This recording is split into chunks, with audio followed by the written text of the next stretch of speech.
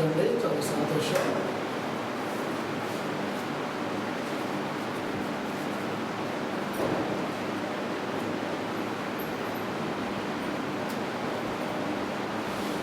ఈ మాటలను బట్టి మనము ఏం నేర్చుకున్నామండి? సహోదరులతో తెలియజేసిన మాటలను బట్టి దేవుని సొత్తైన మనము దేవుని సొత్తైన ప్రజలు.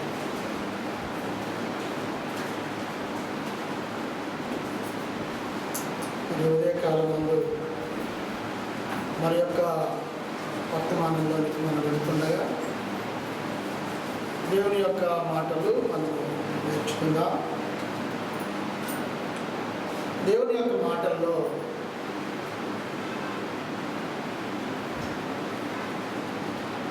ఆయన సన్నిధిలోనికి చేర్చబడి ఆయన ఆరాధిస్తూ ఉన్నప్పుడు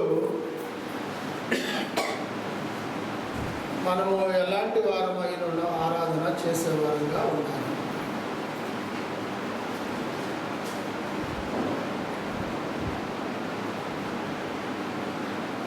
ఆరాధనలో మనం ఎలా ఉండాలి అనే విషయాన్ని మనం ఒకసారి చూద్దాం.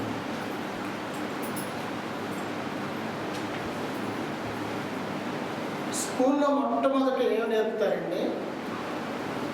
స్కూల్లో మొట్టమొదట ఏం నేర్పుతారు పిల్లలకి? ఇలా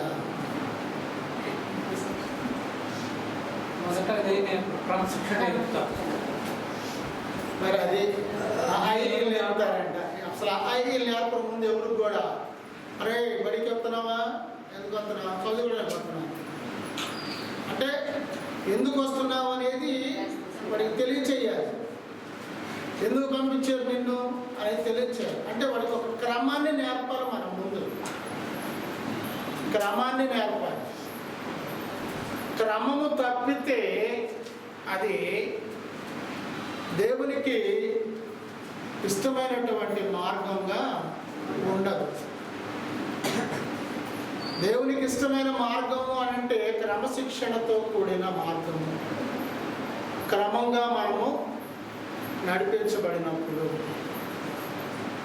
ఇక్కడ మనం కన్నా దేవుని వాక్యం విషయంలోనికి వస్తే ఆరాధన అనేటువంటిది ఎలాగా ఉంటుంది అంటే క్రమశిక్షణతో కూడినదై ఉంటుంది. ఆరాధన క్రమశిక్షణతో కూడినదై ఉండాలి. క్రమశిక్షణ అనే దానికి మనం గబక్కన మనం దేని చూస్తాము? పాఠశాలను చూస్తాం. పాఠశాలను మనము చూస్తాం. పాఠశాలలో విద్యార్థులు చెప్పిన సమయానికి వెళ్ళాలి.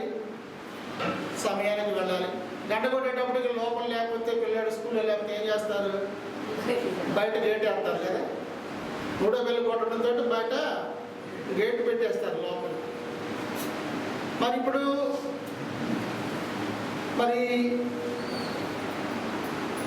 సంఘంలో మనము క్రమశిక్షణ కలిగి ఉండాలి. మొట్టమొదటి క్రమశిక్షణ అంటే ఇక్కడేం బెత్తం పట్టుకుంటాడా? పాస్టర్ గారు బోధించాయన పట్టుకోడు.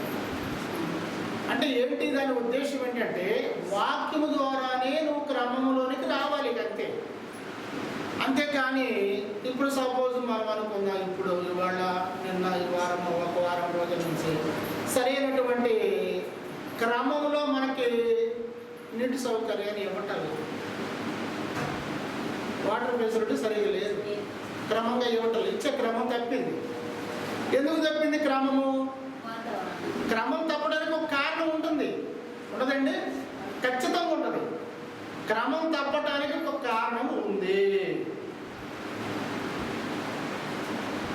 నీళ్ళు అతను ఎందుకు అడిగితే అన్నాడు, సార్ మన ప్రాంతానికి వచ్చే రోజే ఆ రోజు రాత్రి వాన గాలి వస్తుంది, వాటి నుంచి ఏదో పోడైపోతుంది, వాటి వల్ల నీళ్లు ఎక్కించటం లేదని ఒక రీజన్ చెప్తాడు.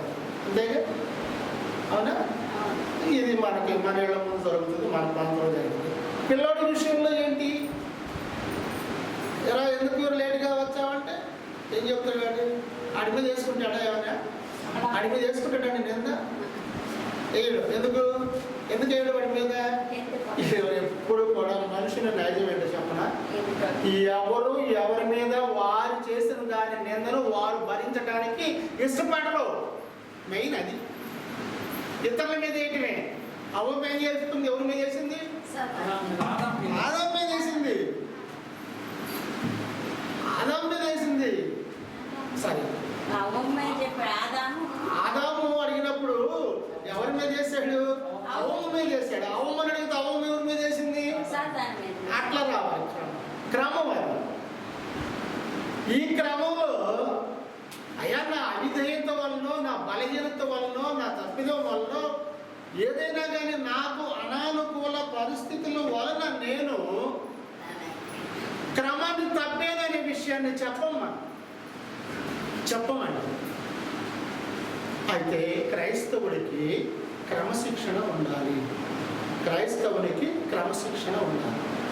చూడండి, మనం కన్నా పరిశీలన చేస్తే పరిశుద్ధ గ్రంథంలో లేఖన భాగాల్లో ఒకసారి మనం వెళదాము.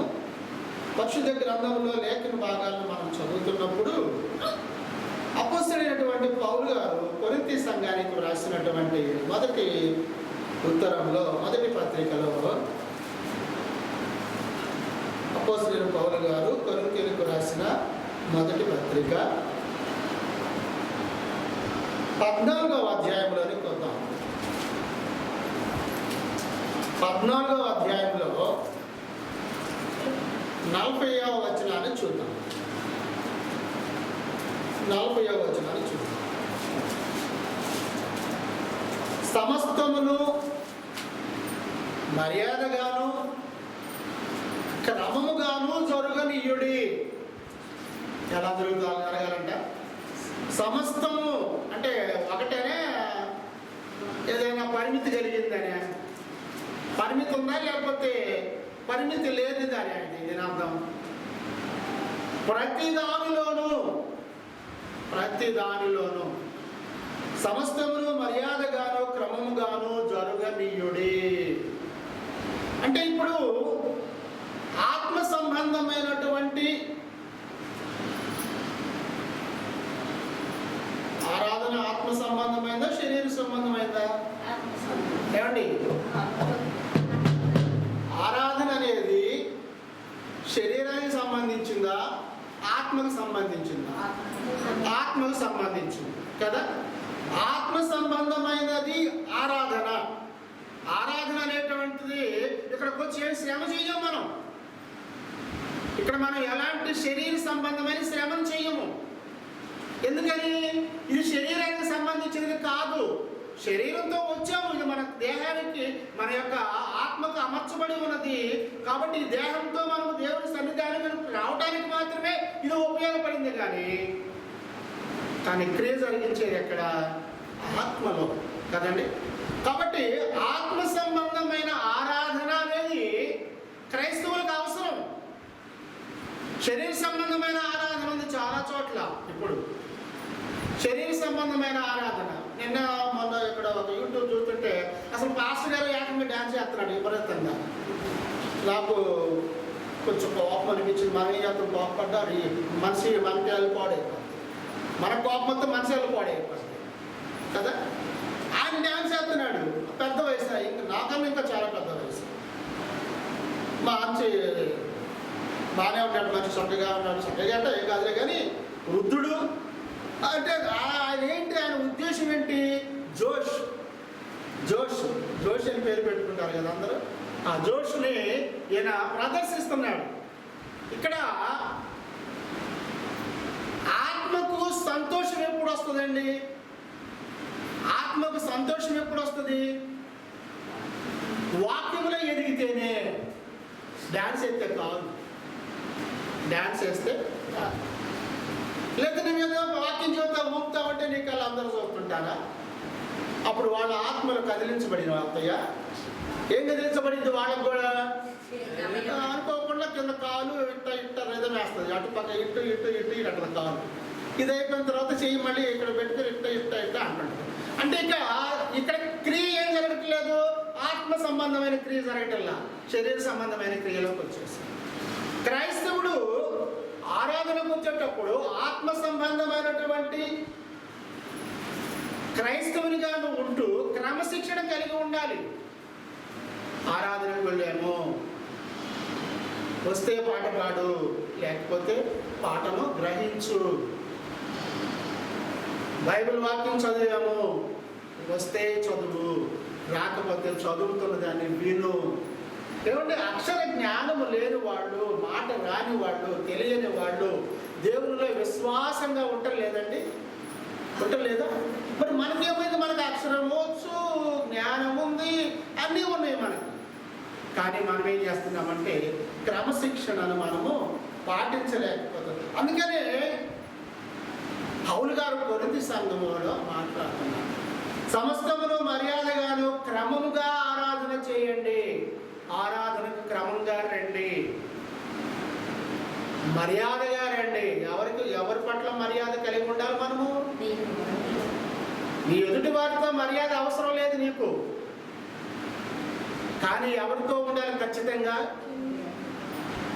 దేవుడితో ఉండాల్సింది. నీ ఎదుటి వారితో ఉండొచ్చు, ఉండకపోవచ్చు, అది నీ మనస్సాక్షికి సంబంధించిన విషయం. కాబట్టి ఇక్కడ ఆత్మ సంబంధమైన ఆరాధన అనేటువంటిది క్రైస్తవుల్ని ఒక క్రమశిక్షణలో నడిపిస్తుంది. ఒక క్రమం. ఆరాధన ఎన్ని గంటలకు మనకి? 10 లేదా 10:30 అనుకుందాం. ఏదో ఒక సమయం 10, 10:30 అనుకుందాం. 10:30 అన్నప్పుడు మనం 10:30కి రావాల్సి ఉంటుంది. స్కూల్ పిల్లలకి 10:30కి స్కూల్ అనగానే తెల్లవారుజామున లేచి నీ ఒళ్ళును ఓనం చేసుకుంటూ పిల్లవాడికి అన్నీ సిద్ధపరుస్తావా? ఇద్దరు పిల్లలు ఉంటే పంపించడానికి నీ ఒళ్ళు ఓనం అనేది కూడా చూడవు నువ్వు, అవునా కాదా? పిల్లవాడు బడికి పోకపోతే, టయానికి పోకపోతే ఎనికి పంపిస్తాడేమో. ఎనికి పంపిస్తే వాడు పాఠం పోద్దేమో. చూడండి ఎంత ఆలోచన. వాడు పాఠం పోద్దేమో. మరి ఆరాధనకి రాకపోతే ఇక్కడ పాఠం పోతే ఇది పాఠం కాదుగా. ఇక్కడ ప్యాస్ అవ్వడానికి మార్కులు వేయరు వీళ్ళు కదండి. మొత్తం ఇక్కడ ట్రైనింగ్ మన దగ్గర క్లాసులు నేర్చుకుంటున్న వాళ్ళు పరీక్షలు రాస్తుంటారు. రేపు జూన్ మాసంలో 6 నెలల కోర్సు జరిగింది. జనవరి నుంచి మనకు జరిగింది. ఇప్పుడు జనవరి నుంచి మే దాకా 6వ మాసంలో ఈ 6 మాసాలు వాళ్ళు నేర్చుకున్న దానిపైన ఒక పరీక్షను రేపు 2వ వారంలో పెట్టడానికి సిద్ధపడుతున్నారు. 6 నెలలకు ఒకసారి ఒక పరీక్ష. అట్లా క్రొత్త నిబంధన బైబిల్లో ఉన్నటువంటి 2 భాగాలు ఉన్నాయి కదా బైబిల్లో. ఈ 2 భాగాల్లో ఒక భాగమైనటువంటిది అనగా 2వ భాగమైన క్రొత్త నిబంధన అవలోకనము. దాన్ని ఎలా మనము గ్రహించాలి, ఎలా దానిని నేర్చుకోవాలి అదే దాని విషయమై మేము సహోదరులు బోధించినప్పుడు, ఆ బోధ సేవకులు విన్నప్పుడు, ఆ బోధలో వారు ఎంత క్రమశిక్షణ కలిగి వాడు నేర్చుకున్నారో అనే దానిపైన పరీక్ష. 50 ప్రశ్నలు వాళ్ళకి ఇస్తే మత్తయి సువార్త, మార్కు సువార్త, లూకా సువార్త, యోహాను సువార్త, అపోస్తల కార్యాల గ్రంథము, కొరింథీయులకు రాసిన మొదటి పత్రిక 7 పుస్తకాలు మనకి ఉన్నాయి. ఈ 7 పుస్తకాల మీద ఒక్కొక్క పుస్తకం నుంచి 7 లేక 8 ప్రశ్నలు తీసుకున్నాం. నిన్నంతా అదే పని. ఒక్కొక్క మత్తయి సువార్తలో నుంచి 28 అధ్యాయాలు ఉన్నాయి కదా, 28 అధ్యాయాల నుంచి 7 ప్రశ్నలు తీసుకున్నాం. అంటే 7 ప్రశ్నలు అంటే నాకు ఇష్టమైన నేను తీసుకుంటానా, లేకపోతే గ్రంథంలో ఉన్నాయి తీసుకుంటానా కదా? అంటే అది క్రమమా కాదా? అది క్రమమే కదా. గ్రంథం మనకు క్రమాన్ని నేర్పుతుంది. అంటే గ్రంథానికి మనం లోబడితే, గ్రంథం అనగా వాక్యానికి మనం లోబడితే క్రమశిక్షణ నేర్పుతుంది మనకి. అదే ఆరాధన, ఆత్మ సంబంధమైన ఆరాధనలో క్రైస్తవులకు క్రమశిక్షణ అవసరం.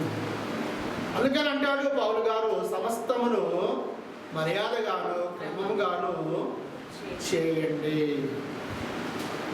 మర్యాదగాను క్రమంగా.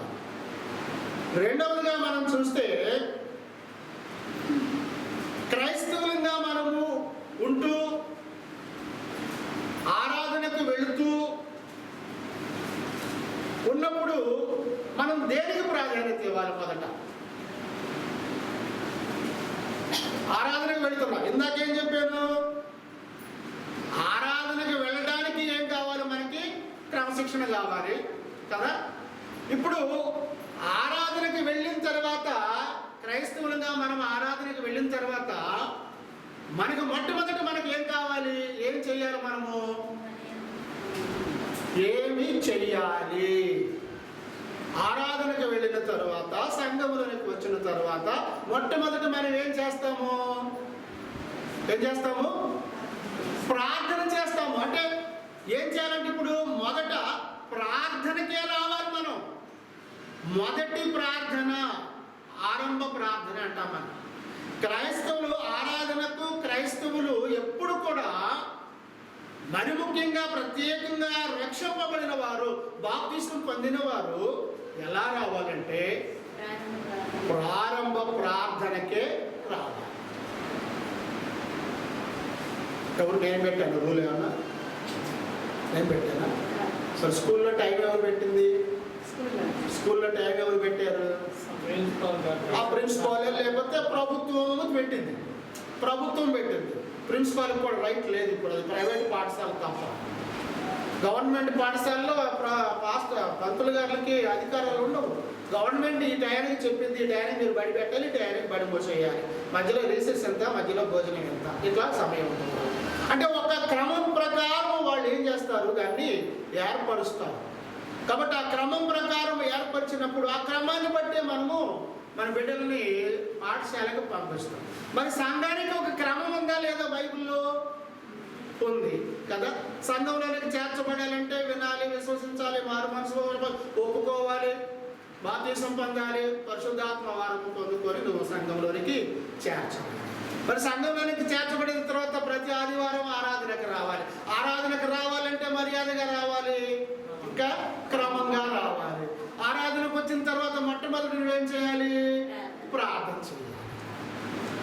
క్రమం కాదా ఇది? అన్నం తింటున్నాము, ముందు పప్పు వేసుకు తింటావా, పెరుగు వేసి తింటావా? పప్పు వేసుకుంటాము. పప్పులు ఉండేవాడి సంగతి, తినేవాడి సంగతి, అందరి సంగతి నేను చెప్పట్లేదుగా. పప్పు తింటాము, దాంట్లోకి పచ్చడి తింటాము, దాని తర్వాత మజ్జిగో పెరుగో తింటాము. ఒకవేళ ఇంకా ఏదన్నా ఉంటే వేసవికాలం కాబట్టి మంచి పండ్లు ఉన్నాయిగా, రోడ్డు మీద కనపడుతున్నాయిగా, నిగనిగనిగలాడతా, అది కూడా ఒకటి. ఈ సీజన్కి ఒకటన్నా తిందామని, అది కూడా ఒక ముక్క. అంటే అలా కాకుండా ముందే మామిడికాయ ముక్క తిని, తర్వాత పప్పు తిని, తర్వాత పెరుగు తిని, తర్వాత సాంబార్ తిని, తర్వాత పరమాన్నం అవుతారా?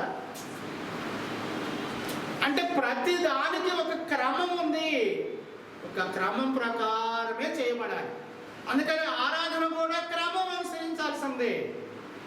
నేను నా ఇష్టం వచ్చినట్టుగా నేను ఉంటాను, నేను అలా వెళ్తాను, నేను ఇలా అలవాటు పడ్డాను ఈ లోకంలో అని నువ్వు అనుకుంటే నువ్వు లోకంతో ఉన్నవాడిగా ఉంటావే కానీ దేవునితో ఉన్నవాడిగా ఉండవు అనే విషయాన్ని మనం గమనించాలి. రెండో విషయానికి వస్తే, కీర్తనాకారుడు 81వ కీర్తనలో అంటున్నాడు, కీర్తనాకారుడు 8వ కీర్తన 8వ కీర్తన మొదటి వచనాన్ని చూద్దాం. 8వ కీర్తన మొదటి, యెహోవా మా ప్రభువా, ఆకాశములలో, ఏమండి గమనించండి, ఆకాశములలో ఒక ఆకాశమేనా, ఇంకెన్నో ఉన్నాయా? ఉన్నాయా లేవా? ఇంకా బైబిల్లో చెప్పిందా? ఆకాశములలో అంటే మనకు కనపడుతుంది ఏంటిది? ఎన్ని కనపడుతున్నాయి మనకి? ఎన్ని కనపడుతున్నాయి? మనకు కనపడుతుంది ఒకటే. అంటే దేవుని సృష్టిలో ఒకటి కన్నా ఇంకా ఎక్కువ ఉన్నవి ఆకాశాలు అనేది మనకు బైబిల్ చెబుతుంది. కదండి. బైబిల్ చదివితే తెలిసింది ఇది, లేదా తెలియదు, మనకి తెలియదు కదా.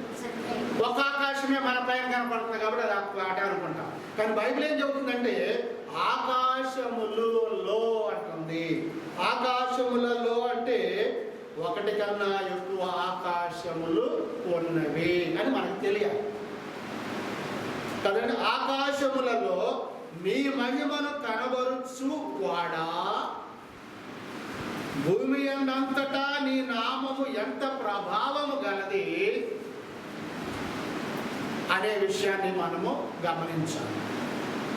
ఆకాశములలో నీ మహిమ, ఎవరి మహిమ? ఆకాశములో ఎవరి మహిమ ఉంది? భూమి పైన ఎవరి మహిమ ఉన్నది? దేవుని మహిమ ఉన్నది కదా. భూమి అంతటా నీ నామము ఎంత ప్రభావము గలది అంటే దానికి ఒక పరిమితి లేదు. పరిమితి లేని ప్రభావము కలిగి ఉన్నది అనే విషయాన్ని మనము గమనించాలి. 11వ కీర్తనలోకి వద్దాము. 11వ కీర్తనలో 4వ వచనంలో చూద్దాం. యెహోవా తన పరిశుద్ధ ఆలయములో ఉన్నాడు. ఎక్కడున్నాడంట?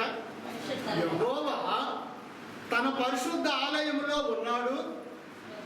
యెహోవా సింహాసనము ఆకాశమందు ఉన్నది. చూడండి, సింహాసనం ఎక్కడుంది? ఆకాశములో ఉంది. ఏ ఆకాశం అని చెప్పాడా? ఆకాశములు అన్నాడు ఇందాక మొదటి కీర్తనలో మనం చూస్తే, 8వ కీర్తనలో మొదటి వచనం ఆకాశములు అన్నాడు. ఇక్కడ ఏమంటున్నాడు? యెహోవా సింహాసనము ఆకాశమందు ఉన్నది. ఏ ఆకాశమందు ఉన్నది చెప్పాడు ఇక్కడ? చెప్పలా. కానీ మనం ఏమనుకోవాలి? మనం ఆకాశాన్నే చూస్తున్నాం కాబట్టి దాని పైన మనం చూడలేదు కాబట్టి పైన ఉన్నాడు, ఉన్నతంగా ఉన్నాడని మనం అనుకుంటాం, అంతే కదా. ఆకాశమున ఉన్నది. దాని తర్వాత మనకు అక్కడే పరిశీలన చేస్తే ఆయన నరులను కన్నులారా చూచుచున్నాడు. ఎవరిళ్ళు? నరులు ఎవరండి? ఎవరు నరులు? ఎవరు ఏడుంటారు వీళ్ళు?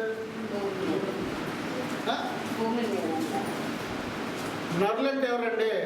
మానవులమైన మనమే. ఎట్లా చూస్తున్నాడంటే ఆయన నరులను కన్నులారా చూచుచున్నాడు. అంతేకాదంట, ఇంకా ఏమన్నాడు అక్కడ?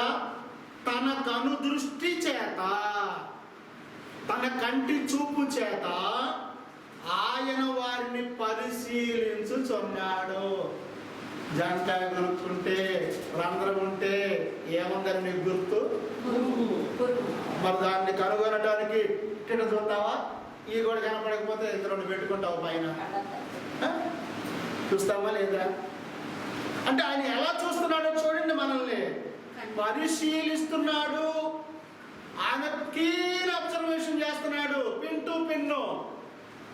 నువ్వు ఎక్కడికి వెళ్ళినా, నువ్వు ఏం చేస్తున్నా, నీ ఆలోచన కూడా ఆయనకి మరుగైనది ఏమీ కాదు. అందుకే అంటున్నాడు ఆయన తన కను దృష్టి ఎక్కడెక్కడ ఉంటుందంట? లోకమంతయు కను దృష్టి చేత ఆయన వారిని పరిశీలించుచున్నాడు. మనం చూస్తున్నాడు. ఇప్పుడు మనం ఇక్కడ ఉన్నాము. ఆయన కుమారుడైన క్రీస్తు ప్రభు వారు ఏర్పరచబడిన క్రీస్తు యొక్క సంఘములో చేరి ఉన్నాము. ఆయన మాటలు వింటున్నాము అని ఆయన మనలను ఆయన పరిశీలనగా చూస్తున్నాడు. ఎవరెవరు వచ్చారు? నేను కాదు, లెక్క రాదు కాదండు. మీరు అనుకోవచ్చు, వేయాలి పాస్టర్ గారు ప్రార్థనకి వెళ్ళదు ఏమనుకుంటాడు అని మీరు అనుకుంటారు, సహజం కదండి.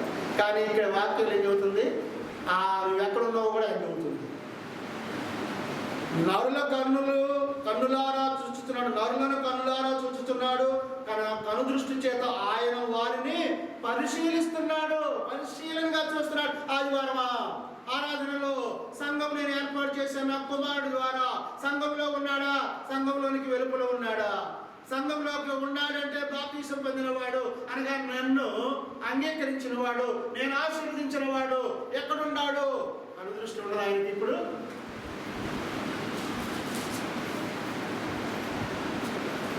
ఎక్కడ చూస్తున్నాడు దేవుడు? దేవుడు ఏడ చూస్తున్నాడు? చాలా మంది దేవుడికి కళ్ళు ఏడుంటాయండి ఏమంటారు? దేవుడికి కళ్ళు ఏడుంటాయండి అంట. ఇంక నయం దేవుడికి మనసు ఏడుందన్న, దేవుడికి ప్రాణం ఏడుందన్న, అసలు దేవుడు ఏడున్నాడు అనేవాడు కూడా చాలా మంది. ఇవన్నీ కాదండి. నువ్వు వాక్యానికి రా, వాక్యం ద్వారా నువ్వు బలపరచు. అంటే దేవుడు ఇప్పుడు ఎక్కడున్నాడని నువ్వు అనుకోవాలి. ఇప్పుడు ఎక్కడున్నాడు దేవుడు?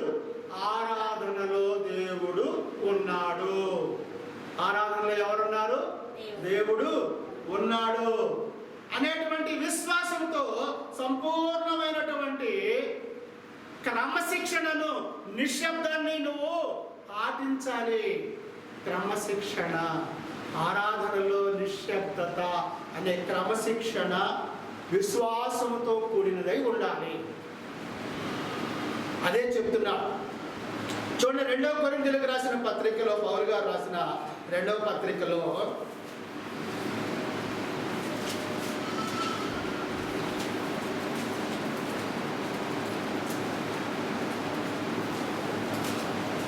రెండవ పత్రిక సంస్కారం మంచిది. 2వ పత్రిక 9వ అధ్యాయము 9వ వచనాన్ని చూడండి. ఇందు విషయమై అతడు వెదజల్లి దరిద్రులకు ఇచ్చెను, అతని నీతి నిరంతరము నిలుచును అని వ్రాయబడి ఉన్నది. వెదజల్లుతున్నాడు ఎవరికి?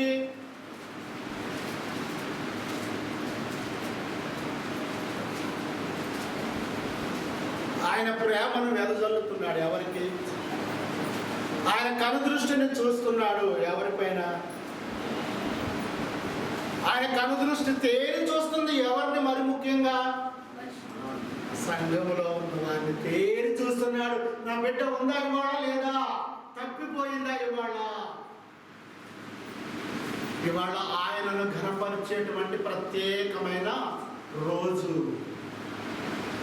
ఈ ప్రత్యేకమైన రోజు నువ్వున్నావా లేవని ఏం చూస్తున్నాడు ఆయన?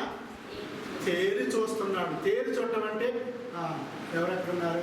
రాధమ్మ అక్కడ వచ్చింది, లక్ష్మి అక్కడ ఉన్నారు, రాజ్యం అక్కడ ఉంది. తేరి చూస్తున్నప్పుడు ఆయనకి ఏమేమి కనపడుతుంది? అక్కడ నీ ఐడెంటిటీ మొత్తం ఆయన కనపడిపోతుంది. నీ ఐడెంటిటీ మొత్తం కనపడుతుంది. నీ ఫేస్ కనపడుతుంది. నువ్వు ఎక్కడ కూర్చున్నా కనపడుతుంది. ఎక్కడికైనా మనం బయటకు వెళ్ళాలంటే ఐడెంటిటీ కార్డమ్మా, ఆధార్ కార్డు ఏదమ్మా, గుర్తింపు కార్డు ఏదమ్మా అడగటంలో. ఇప్పుడు నువ్వు ఎక్కడున్నావో ఆయన పేరు చూస్తున్నాడంటే నీ ఐడెంటిటీ ఎక్కడుంది? ఇప్పుడు సంఘంలో. చాలా ఆశ్చర్యకరమైన మాటలండి.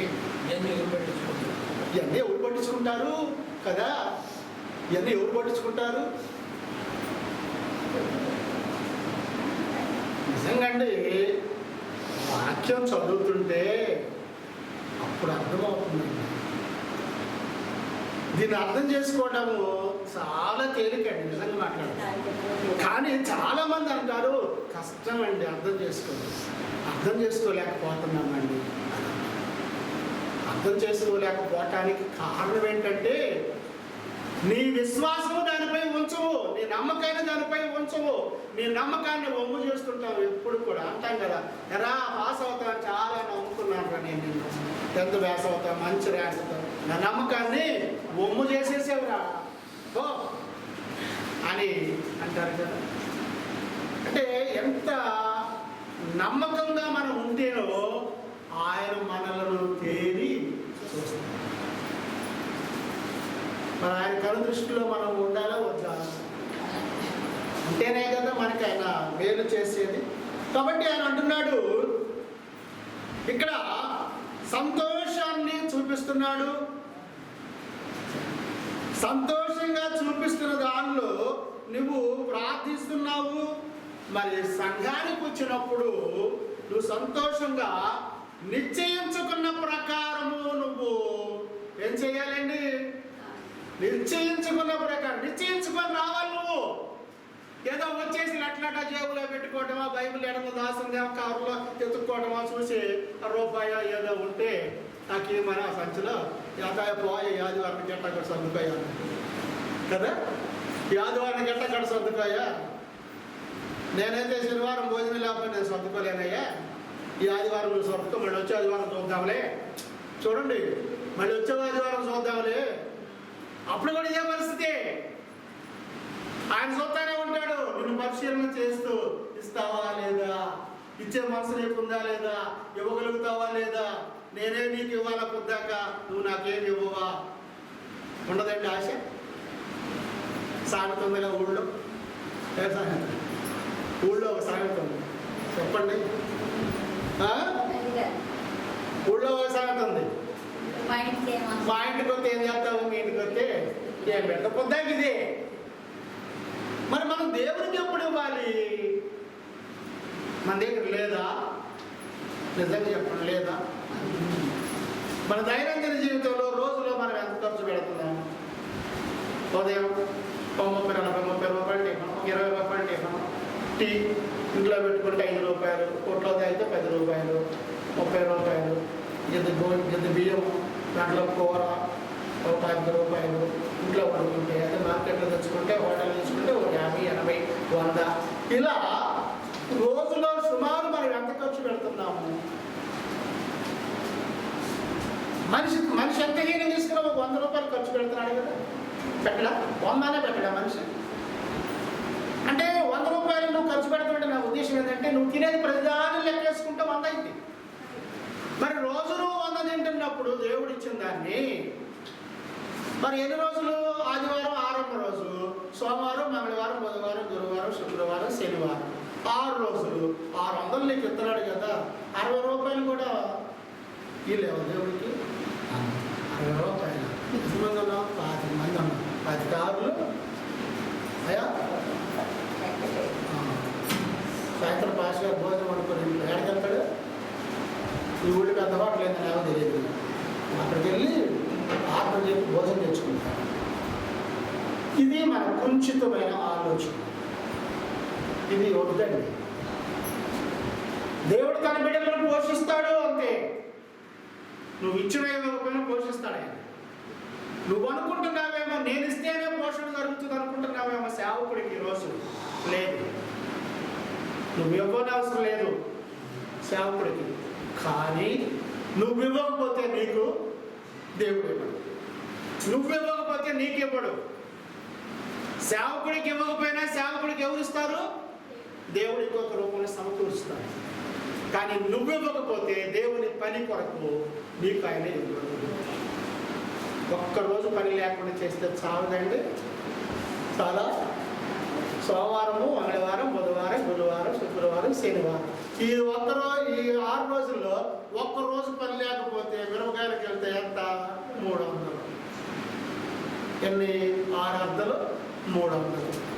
ఒక 50 రూపాయలు నువ్వు ఇవ్వాల్సింది అనుకో సుమారు. ఒక 50 రూపాయలు. ఒక 50 రూపాయలు ఇవ్వకపోతే నీకు ఎన్ని 50 పోతున్నాయి? 5 50 పోతున్నాయి. అప్పుడు పనికి ఎండ పోలేకపోతాం. ఇది ఏం కారణం ఉండదు నువ్వు వెళ్ళకుండా ఉండటానికి. పొద్దున్న లేదా నీరసం ఉంది, వెళ్ళలేనమ్మా, రాలేనంట. అయిపోయిందా? 300 అయిపోయింది కదా. కానీ దేవుని దగ్గరికి వచ్చేటప్పటికే నేను పని 300 పోయి నేను ఇయ్యలేదు దేవుడికి అనుకుంటే రేపు కూడా ఉండదు నీకు మళ్ళీ పని. ఇది ప్రాక్టికల్గా మనకు తెలుస్తుంది, మనకు అర్థమైపోతుంది. ఇది అంటే ఇవ్వవలసిన దాన్ని మనము ఆయనకి ఇవ్వాల్సింది. ఆయనకి ఆయన తింటున్నాడా అని మీ ప్రశ్న. నీకెందుకు? ఆయన తింటాడో ఎవరికి తింటాడో నీకు అనవసరం. ఆయన తింటాడో దేవుడు తింటాడు? డబ్బులు తింటాడు దేవుడు? దేవుడు తింటే కదా. మరి ఇప్పుడు ఆయనకి ఇవ్వడానికి అవసరం లేదా? దీన్ని బట్టి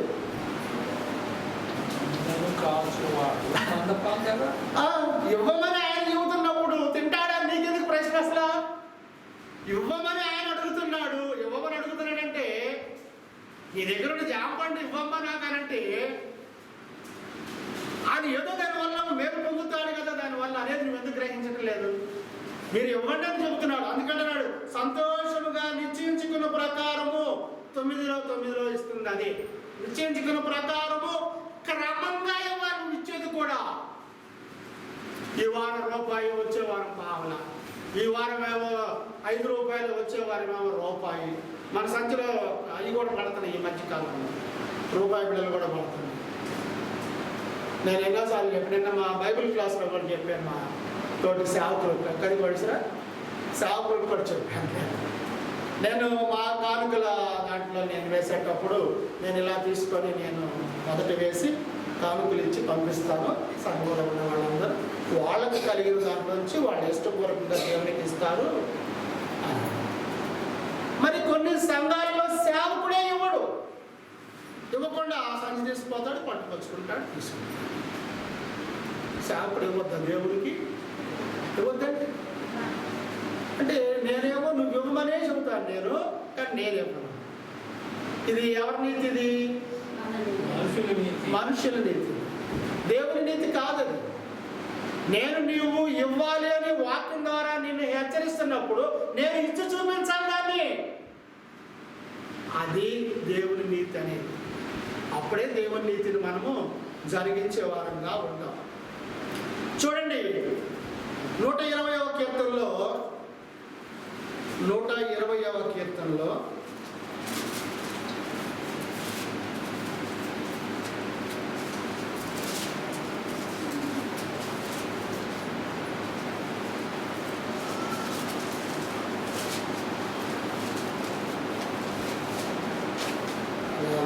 చూడు నేను ఈసారి చూస్తున్నాను. 120వ కీర్తన 2వ వచనం నుండి 4వ వచనం వరకు చూద్దాం. యెహోవా నాకు చదివినట్టున్నా, యెహోవా అబద్ధమాడు పెదవుల నుండి, అబద్ధమాడు పెదవుల నుండి, అదేనండి, అబద్ధమాడు పెదవుల నుండి, మోసకరమైన నాలుక నుండి నా ప్రాణమును విడిపింపుము. నిజంగాండి ఆత్మ సంబంధమైనటువంటి క్రైస్తవుడు క్రమశిక్షణ కలిగి ఉన్నప్పుడు ప్రభువా నా నోటిలో నుండి నీకు అంగీకార యోగ్యము కాని మాటలు నాతో మాట్లాడించకయ్యా అని మనం ఎప్పుడన్నా ప్రార్థన చేస్తామా? ఏమండి? ఎందుకు చేయము? ఆయన చేయమంటున్నారు, ఆయన అది చేయమంటున్నారు. మరి మనమేమో ఆయనకి అంగీకారమైనవి అసలు తక్కువ మాట్లాడతాము, ఆయనకు అంగీకారం ఆయనకి ఇష్టం లేని మాటలు ఎక్కువ మాట్లాడతాం. అంగీకారం మళ్ళీ మీకు అర్థం కాదు. ఆయనకి ఇష్టమైన మాటలు తక్కువ, ఇష్టం లేని మాటలు ఏం చేస్తాము? ఎక్కువ మాట్లాడతాం. గుర్తులే. అందుకంటున్నాడు ఆయన, ఒకే నోటితో చూద్దాం అక్కడ ఇంకా ఉన్నది. ఒకే నోటితో చూడండి, అబద్ధమాడు పెదవుల నుండి, మోసకరమైన నాలుక నుండి నా ప్రాణమును విడిపింపుము. ఆ 2 అవయవాలకి పేర్లు పెట్టేశాడు. ఏమేమి పేర్లు పెట్టాడు? నాలుకకి ఏం పెట్టాడు? మన దగ్గర ఉందా నాలుక? ఉందండి? మన దగ్గర ఉందా నాలుక? లేదన్న వాళ్ళు పేర్లు ఎత్తండి. ఉందన్న వాళ్ళు అందరూ అంటే మాసం నీ దగ్గర ఉందిగా? నాకు కూడా ఉంది, నా దగ్గర కూడా ఉంది మాసం. నా దగ్గర మోసం ఉందా? నేను చెబుతున్నా ధైర్యంగా. మరి నీ దగ్గర ఉందా? ఖచ్చితంగా ఉంది. లేనోడాడు కాదు, నా దగ్గర ఉందని చెప్పు. నా దగ్గర ఉందని చెప్పు. లేనోడాడు లేని సంగతి నేను చెప్పాను. ముందు మాదిరి నేను చెప్పాను, చూపించాను. నేను మోసం ఆడని చెప్పాను. నేను చెప్పలేదు నేను. మరి నువ్వు చెప్పకుండా అందరి దగ్గర ఉందంటే ఏంటి? అందరి మీద వేస్తావు నిందలు.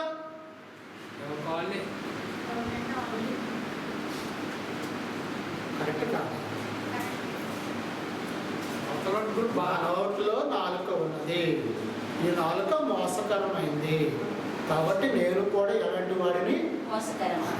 అందరి నోట్లో నీకెందుకు? ఒక నాలుగు కత్తిరించుకుంటాడు. జయలలిత ముఖ్యమంత్రిగా తమిళనాడులో ఉన్నప్పుడు వాళ్ళు కొంతమంది నాలుగులు కత్తిరించుకున్నారు. తమిళులు వాళ్ళకంత పిచ్చి చేయలేదు. మరి ఇప్పుడు వాడికి నాలుగు లేదట. అంటే అసలు ఆ అవయవం అనేటువంటిదే లేకుండా ఉంటే మాట్లాడగా మాట్లాడ. ఇప్పుడు ఎందుకు మన ఎదురుగానే ఉన్నాడు వాడు మోసం చేస్తాడా?